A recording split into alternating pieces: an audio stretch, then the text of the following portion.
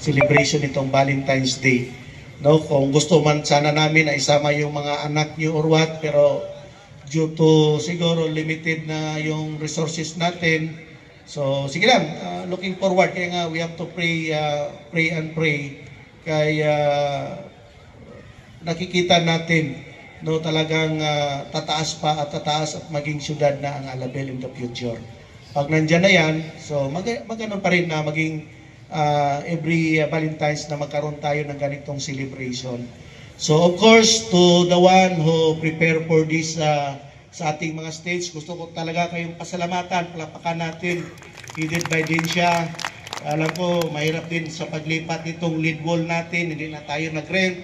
Kaya marami tayong natipid dito ngayon, no? Hindi na tayo napag-rent. So thank you so much, BJ. So all of the rest, no, the team, no, na talaga nakapabungga ng presentation natin dito ngayon sa stage. So of course, to all partners na nandito yung mga couples natin ngayong gabi.